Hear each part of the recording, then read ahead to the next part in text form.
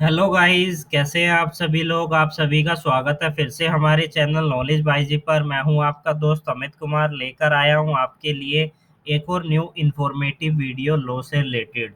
आज हम इस वीडियो के अंदर समझेंगे कि प्लेस ऑफ शूट के बारे में, यानी कि जब किसी पर्सन के द्वारा कोई केस फाइल करना होता है तो वो किस कोर्ट के अंदर उस केस को फाइल करेगा, इसी के बारे में आज हम डिस्कस करेंगे। तो गाइज, वीडियो स्टार्ट करने से पहले आप सभी व्यूअर से ये कहना चाहता हूँ, जिन्होंने भी अभी तक हमारे चैनल को सब्सक्राइब नहीं किया है, चैनल को सब्सक्राइब कर दीजिए। साथ ही बेल आइकन पर जरूर क्लिक कीजिए आने वाले लेटेस्ट वीडियो का अपडेट के लिए। तो प्लेस ऑफ शूट का क्या मतलब होता है, सिंपली अगर हम कहें तो जब किसी पर्सन के द्वारा कोई केस फाइल किया जाता है, अगर उसको नहीं पता होता कि वो किस कोर्ट के अंदर फाइल करना है, तो प्लेस ऑफ शूट के अंतर्गत यही बताया गया है कि किस कोर्ट के अंदर पेस केस जो है वो फाइल किया जाएगा।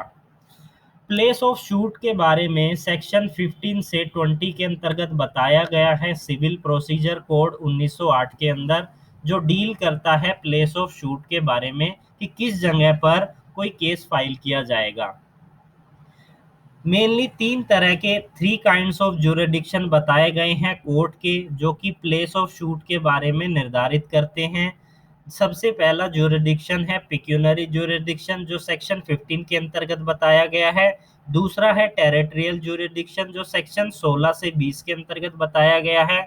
और तीसरा है सब्जेक्ट मैटर जुरिडिक्शन। जो टेरिटोरियल जुरिडिक्शन है, इसे फर्दर तीन पार्ट में डिवाइड किया गया है। यानी इमूवेबल प्रॉपर्टी से रिलेटेड अगर कोई शूट है, वो सेक्शन 16 से 18 के अंतर्गत बताए गए हैं। मूवेबल प्रॉपर्टी से रिलेटेड कोई शूट फाइल करना है तो सेक्शन 90 के अंतर्गत बताया गया है। इसके अलावा जो अदर शूट बच जाते हैं वो सेक्शन 20 के अंतर्गत कवर किए जाते हैं। तो यहाँ पर सबसे पहला क्वेश्चन क्या अराइज होता है कि कोई भी शूट जब फाइल किया जाता है किसी कोर्ट के अंदर, तो सबसे पहला क्वेश्चन ये होता है कि क्या उस कोर्ट के पास यह क्षेत्राधिकार है, क्या यह ज्यूरिडिक्शन है कि वो उस मैटर को डील कर सकता है। क्या उनके पास वो सभी ज्यूरिडिक्शन है जो हमने पहले डिस्कस किए, पिक्यूनरी, टेरिटोरियल, सब्जेक्ट मैटर। अगर उनके पास ये सभी ज्यूरिडिक्शन होते हैं तो कोर्ट के पास वहाँ पावर होती है कि वो उस केस को डील कर सकती है।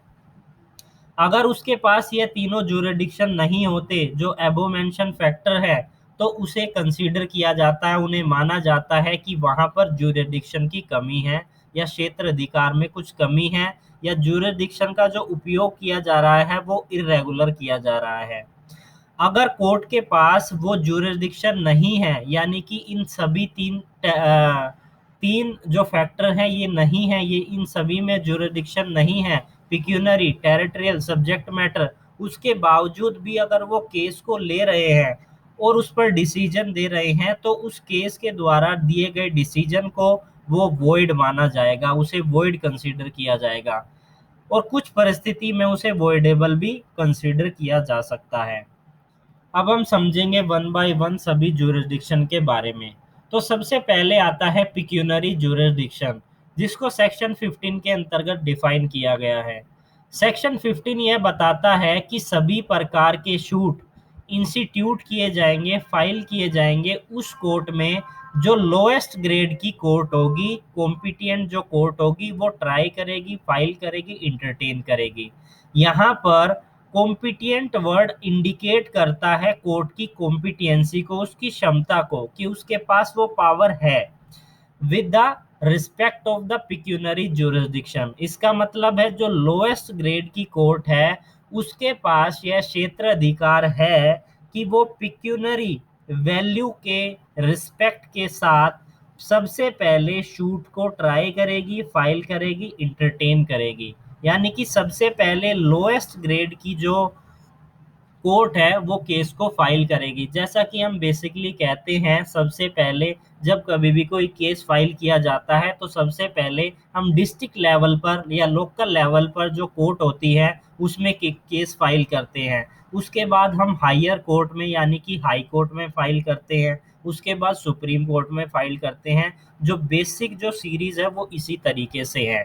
तो सबसे पहले अब क्वेश्चन अराइज ये होता है, सबसे इम्पोर्टेंट क्वेश्चन ये है कि जो कोर्ट के पास पिक्यूनरी ज्यूरिडिक्शन है उसे निर्धारित करने के पर्पस के लिए क्या सूट की वैल्यूएशन निर्धारित कौन करेगा? Who will be determine the valuation of the suit? जो फाइल किया गया केस है उसकी वैल्यूएशन को कौन निर्धारित करेगा? अब ये क्वेश्चन उठता है। इन जर्नली प्लेंटिफ के द्वारा वैल्यूएशन डन की जाती है, उसे माना जाता है कि उसी जो कोर्ट का पिक्यूनरी ज्यूरिडिक्शन को निर्धारित करने के पर्पस के लिए, कि जब तक कि कोर्ट उसे इनकरेक्ट ना बता दे। इसीलिए यहाँ पर इम्पोर्टेंट बात क्या है कि who will determine the valuation of the shoot, which is जो कि होगा प्लेंटिफ के द्वारा वैल्यूएशन डन की जाती है। अगर प्लेंटिफ के द्वारा वैल्यूएशन करेक्ट नहीं की जाती तो उसे कंसीडर किया जाता है, उसे माना जाता है या तो वो अंडर वैल्यूड होगी या वो ओवर वैल्यूड होगी। तो उस केस में कोर्ट वैल्यूएट करती है और डायरेक्टली पार्टी को एप्रोप्रिएट फॉर्म को अप्रोच कर दिया जाता है, भेज दिया जाता है। अब हम इसे एक एग्जांपल के द्वारा समझते हैं। यानी कोर्ट कोर्ट का जो पिक्यूनरी ज्यूरिडिक्शन है वो 15,000 रुपये है, और जो अकाउंट को रिसीव करने के लिए जो शूट फाइल किया गया था प्लेंटिफ के द्वारा, शूट के वैल्यूएशन जो की गई थी उस पर वैल्यूएशन 15,000 था। लेकिन जो कोर्ट ने उसे ढूंढा, जब फाइंड आउट किया तो वो 20,000 निकला। Due is 20,000। तो उस केस में कोर्ट उसे उस ड्यूरिडिक्शन को डेप्राइव नहीं करेगी टू पास ए डिग्री और जजमेंट फॉर दैट अकाउंट। उसके अनुसार वो डिग्री यहाँ पर पास आउट नहीं करेगी। अब हम समझते हैं टेरिटोरियल ज्यूरिडिक्शन के बारे में, जिसको सेक्शन 16 से 20 के अंतर्गत डिफाइन किया गया है, जिसमें कि फर्दर कैटेगरीज में डिवाइड है। इमूवेबल प्रॉपर्टी से रिलेटेड जो केस होते हैं, मूवेबल प्रॉपर्टी से रिलेटेड जो केस होते हैं, और अदर केस जो होते हैं। सेक्शन 16 डील करता है इमूवेबल प्रॉपर्टी से रिलेटेड जो केस हैं। सेक्शन 16 कहता है कि कोई भी शूट जो इमूवेबल प्रॉपर्टी से रिलेटेड है वो फाइल किए जाएंगे जहां पर इमूवेबल प्रॉपर्टी सिचुएट करती है, जहां पर वो है। It talk about the institution of the suit with respect to. इसके अलावा इस तरीके के केस इमूवेबल प्रॉपर्टी की रिकवरी के लिए विद और विदाउट प्रॉफिट और विद रेंट या विदाउट रेंट, इस तरह की इमूवेबल प्रॉपर्टी की रिकवरी से रिलेटेड जो केस होंगे। इमूवेबल प्रॉपर्टी के पार्टीशन से रिलेटेड जो केस होंगे, फोरक्लोजर से रिलेटेड जो केस होंगे, सेल से रिलेटेड जो केस होंगे, रिडम्पशन से रिलेटेड केस जो होंगे, इमूवेबल प्रॉपर्टी के ऊपर मॉर्गेज और चार्ज के केसेस में, या कोई इमूवेबल प्रॉपर्टी के रोंग के लिए जो कंपनसेशन या रिलीफ लिया गया है उससे रिलेटेड कोई केस है। इसके अलावा इमूवेबल प्रॉपर्टी से रिलेटेड राइट या किसी इंटरेस्ट को निर्धारित करने के लिए उससे रिलेटेड कोई केस है, या जो इमूवेबल प्रॉपर्टी के रिकवरी के लिए जो केस है, इन सभी प्रकार के केस को फाइल किया जाएगा सेक्शन 16 के अंतर्गत, जहां पर जो इमूवेबल प्रॉपर्टी सिचुएट करती है। जब कोई शूट फाइल किया जाता है किसी इमूवेबल प्रॉपर्टी पर रोंग के लिए, कंपनसेशन और रिलीफ के लिए, यानी कि कोई गलत काम किया गया है, किसी प्रॉपर्टी से रिलेटेड कोई रोंग किया गया है, अब वो उस प्रॉपर्टी के मतलब उस प्रॉपर्टी को रिकवर करने के लिए जो भी उस पर रोंग हुआ है या जो डैमेज हुआ है उसे कंपनसेट करने के लिए केस फाइल किया गया है, हेल्ड बाय द डिफेंडेंट या किसी other person on the behalf of the defendant. तो यहाँ पर relief can be obtain through his personal attendance, यानी कि वो अपने पर्सनल अटेंडेंस के माध्यम से रिलीफ पाना चाहता है। Then suit may be instituted in the court within whose local jurisdiction, यानी कि वहां पर केस फाइल किया जाएगा उस कोर्ट में जहां पर उसका लोकल ज्यूरिडिक्शन होगा, या हम कह सकते हैं जहां पर प्रॉपर्टी सिचुएट करती है, जहां पर वो इमूवेबल प्रॉपर्टी है, या हम केस फाइल कर सकते हैं जहां पर डिफेंडेंट एक्चुअली या वॉलंटरी रह रहा है, या अपने बिजनेस को कर रहा है या पर्सनल गेन के लिए कोई बिजनेस या वर्क कर रहा है वहां पर। इसके अलावा एक्सप्लेनेशन में ये बताया गया है कि प्रॉपर्टी का इस सेक्शन के अनुसार क्या मतलब है कि जहां पर इंडिया में प्रॉपर्टी सिचुएट कर रही है। अब हम डिस्कस करेंगे सेक्शन 17 के बारे में, जो कि बताता है इमूवेबल प्रॉपर्टी के लिए जो शूट है जो डिफरेंट कोर्ट के जुरिडिक्शन में आता है। फॉर एग्जांपल, एक पर्सन है जिसने की केस फाइल किया। अब उसको यह लग रहा है कि मैं इस केस को इन दो कोर्ट्स के अंदर फाइल करना चाहता हूँ। तो वहाँ पर जब कोई ऐसी सिचुएशन आ जाती है कि जहाँ पर उसे ऐसा लगता है कि इस केस को मैं दो कोर्ट के अंदर फाइल कर सकता हूँ, डिफरेंट कोर्ट के अंदर अगर उसका जुरिडिक्शन आ जाता है, तो वो सेक्शन 17 डील करता है इसके बारे में। तो वो कहाँ फाइल कर सकता है इस तरीके के सिचुएशन में। When a shoot is obtained relief and compensation for the wrong, यानी किसी इमूवेबल प्रॉपर्टी के रोंग के लिए जो कंपनसेशन या रिलीफ के लिए कोई शूट फाइल किया गया है, कोई इमूवेबल प्रॉपर्टी से रिलेटेड कोई रोंग हुआ है और उससे रिलेटेड कंपनसेशन और रिलीफ के लिए शूट फाइल किया गया है और वो डिफरेंट कोर्ट के जुरिडिक्शन के अंतर्गत आती है, जो वो प्रॉपर्टी जहां पर सिचुएट कर रही है, तो वहां पर केस कहाँ फाइल किया जाएगा, जहां पर local limit of whose jurisdiction any portion of the property situate, यानी कि जो इमूवेबल प्रॉपर्टी जहां पर सिचुएट कर रही है, जहां पर उसकी लोकल लिमिट लगती है या प्रॉपर्टी का कोई पोर्शन का जो जुरिडिक्शन है वो लोकल लिमिट में लगता है, वो वहां पर केस फाइल कर सकता है। लेकिन जो शूट का जो सब्जेक्ट मैटर की वैल्यूएशन के लिए कोर्ट के द्वारा इंटायर क्लेम निर्धारित किया जाएगा, ये बात ध्यान रखने लायक है। अब हम समझेंगे सेक्शन 18 के बारे में।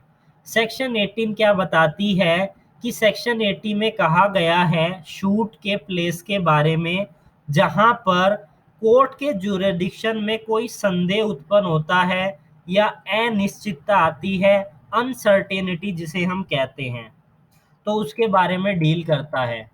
यानी कि जब कोई पर्सन किसी केस को फाइल करता है और उसको यह संदेह हो जाता है कि इस कोर्ट के पास यह जुरिडिक्शन नहीं है, तो उस सिचुएशन में वो क्या करेगा। When there is a uncertainty with regarding to the local limit of the jurisdiction of the court, first any of the court has satisfied that there is a ground of uncertainty। तो सबसे पहले यह निश्चित किया जाएगा कि court यह satisfy करेगी कि सच में अनसर्टेनिटी, अनिश्चितता या संदेह है या नहीं है। सबसे पहले वो ये करेगी। उसके बाद क्या करेगी वो, they also record the statement, और वो स्टेटमेंट को भी रिकॉर्ड करेगी और उसके बाद केस को प्रोसीड कर देगी and the case to entertain या dispose of the case, case का निपटान करेगी। जो डिग्री पास की जाती है उस कोर्ट के द्वारा will have the same effect as if the property was situated within the local limit of its jurisdiction. और जो प्रॉपर्टी के द्वारा, जो उस कोर्ट के द्वारा डिग्री पास की गई थी, वो प्रॉपर्टी उस लोक जुरिडिक्शन के लोकल लिमिट में होनी चाहिए। अब कई बार इसके अलावा एक और सिचुएशन है जहां पर कोर्ट जो है स्टेटमेंट को रिकॉर्ड नहीं करती और ऑब्जेक्शन लिया जाता है अपीलेंट और रिविजनल कोर्ट के द्वारा। तो यहाँ पर जब तक कि अपीलेंट कोर्ट और रिविजनल कोर्ट उस ऑब्जेक्शन को तब तक अलाउ नहीं करेगी जब तक कि वो सेटिस्फाई ना कर ले कि जो अनसर्टेनिटी के लिए कि कोई रीजनेबल ग्राउंड होना चाहिए कोर्ट के जुरिडिक्शन से संबंधित। अब हम डिस्कस करेंगे मूवेबल प्रॉपर्टी के बारे में, जो कि सेक्शन 19 के अंतर्गत बताया गया है कि मूवेबल प्रॉपर्टी से रिलेटेड जब कोई केस होता है तो वो कहाँ पर हम प्लेस ऑफ शूट कहाँ होगा। तो सेक्शन 90 बताता है कंपनसेशन के लिए, यानी कि किसी प्रॉपर्टी या किसी पर्सन के अगेंस्ट कोई रोंग कर कर और उससे कंपनसेशन के लिए कोई शूट फाइल किया जाता है, तो सेक्शन 90 बताता है इसके बारे में इसकी अप्लीकेबिलिटी की बात करें या अप्लीकेबल कब होगा, तो जब किसी पर्सन के रोंग के लिए कोई शूट फाइल किया गया है उससे कंपनसेशन से रिलेटेड, या किसी मूवेबल प्रॉपर्टी के रोंग के लिए कोई शूट फाइल किया गया है, तभी ये अप्लीकेबल होगा। इसमें दो कंडीशन बताई गई है कि आप कहाँ पर शूट फाइल कर सकते हैं। If the wrong was done within the local limit of the jurisdiction of the court, यानी कि जो रोंग हुआ है, जहां पर रोंग हुआ था वो कोर्ट के लोकल लिमिट के जुरिडिक्शन में होना चाहिए, सबसे पहली कंडीशन ये बताई गई है। और दूसरी कि डिफेंडेंट वॉलेंट्री रेजिडेंस और कैरी ऑन हिज बिजनेस और work for personal gain within the local limit of the jurisdiction of another court then the plaintiff has an option to file at other court, यानी कि जहां पर defendant प्रतिवादी रह रहा है, वो अपने बिजनेस को कैरी आउट कर रहा है या वो पर्सनल गेन के लिए काम कर रहा है, वो दूसरे कोर्ट की लोकल लिमिट के जुरिडिक्शन के अंतर्गत होना चाहिए। तो ये दो कंडीशन अगर सेटिस्फाई हो जाती है तो प्लेंटिफ के पास ऑप्शन होता है कि वो केस को फाइल कर सकता है अकॉर्डिंग टू द सेक्शन 19। अब हम इसे एग्जाम्पल्स के द्वारा समझेंगे। ए जो है वो रह रहा है दिल्ली में और उसने ए ने बी को मारा जो कि मुंबई में रह रहा है, तो बी यहाँ पर केस फाइल कर सकता है दिल्ली में भी और मुंबई में भी। तो यहाँ पर दोनों सिचुएशन में वो फाइल कर सकता है। ऐसा किस लिए कि जो बी है वो कहाँ रह रहा है, मुंबई पे जहाँ कोज ऑफ एक्शन अराइज हुआ। ए ने मारा किसको, बी को, कहाँ पर, मुंबई में, जहाँ कोज ऑफ एक्शन अराइज हो रहा है। इसके अलावा जहां पर जो डिफेंडेंट है वो रह रहा है, बिजनेस कर रहा है या कोई पर्सनल गेन के लिए काम कर रहा है वहां पर। अब दूसरा एग्जांपल है ए रेजिडेंस इन बेंगलोर। ए बेंगलोर में रह रहा है और उसने बी के अगेंस्ट एक डेफामेटरी स्टेटमेंट पब्लिश कर दी मानहानि के लिए दिल्ली में।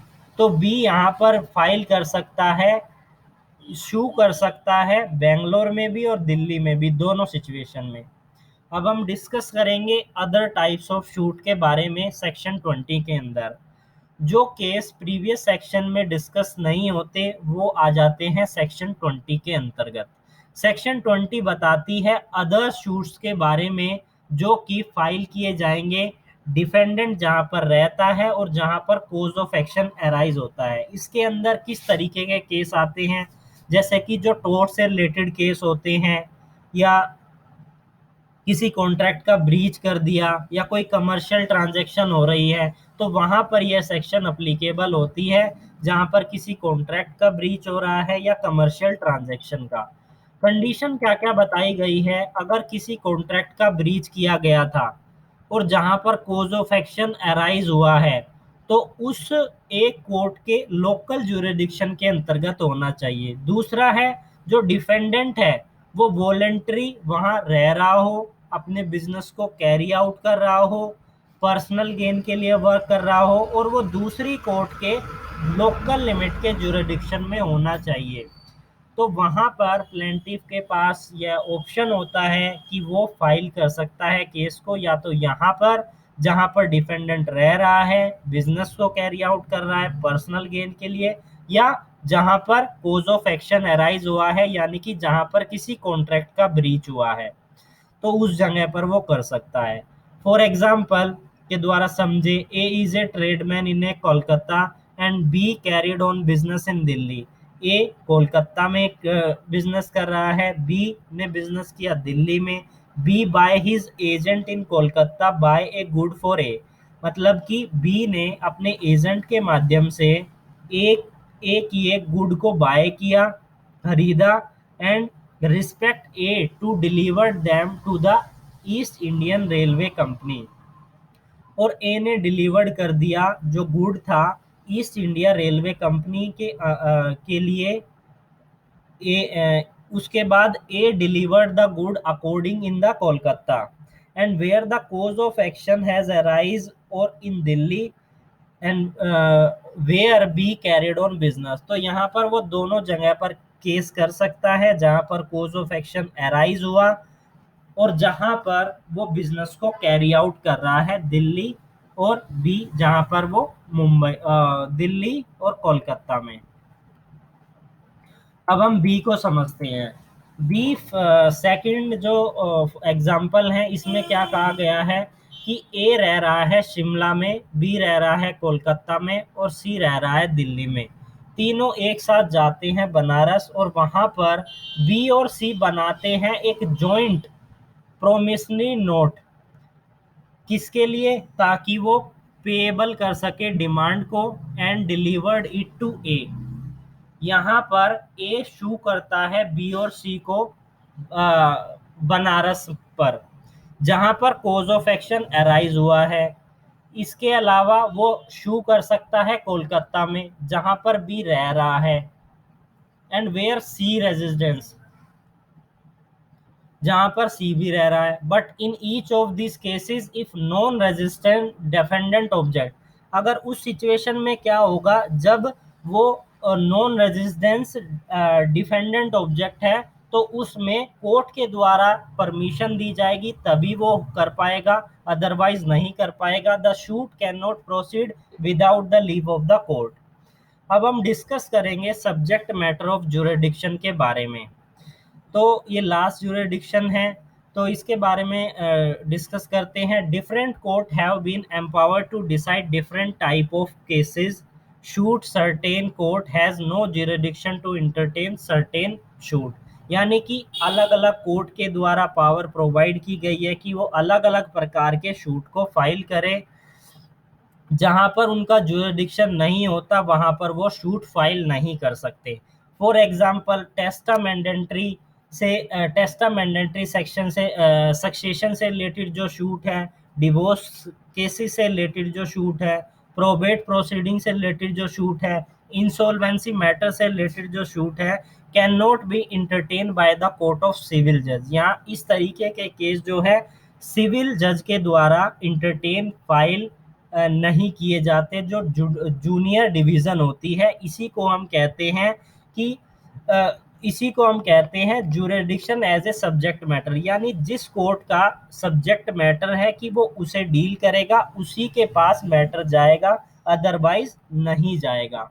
इसका मतलब है सभी कोर्ट को अलॉट किए जाते हैं अपने सब्जेक्ट, जो कोर्ट इंटरटेन करती है अपने मैटर्स को, और subject which is not with in the preview of the court, जो कि कोर्ट के प्रीव्यू में नहीं होता, तो वो कोर्ट उन मैटर्स को डील नहीं करती। तो गाइज आज हमने इस वीडियो के अंदर डिस्कस किया प्लेस ऑफ शू के बारे में, जिसमें कि हमने सब्जेक्ट मैटर ऑफ ज्यूरिडिक्शन के बारे में डिस्कस किया, सेक्शन 20 के बारे में डिस्कस किया, सेक्शन 19 मूवेबल प्रॉपर्टी के बारे में डिस्कस किया, सेक्शन 18, सेक्शन 17, सेक्शन 16 इमूवेबल से रिलेटेड जो प्रॉपर्टी है उससे रिलेटेड जो शूट्स के बारे में बताते हैं टेरिटोरियल जुरिडिक्शन के अंतर्गत। इसके अलावा हमने पिक्यूनरी जुरिडिक्शन के बारे में डिस्कस किया, जो कि सेक्शन 15 के अंतर्गत आते हैं। तो I hope you all understand today's video. If you have any confusion related to this topic, please comment on the comment box. फिर मिलते हैं एक न्यू लेक्चर के साथ। तब तक के लिए जुड़े रहिए हमारे चैनल नॉलेज बाई जी के साथ। मोर वीडियोस के लिए आप प्लेलिस्ट पर जा सकते हैं, वहां से लॉ से रिलेटेड और वीडियोस आप देख सकते हैं।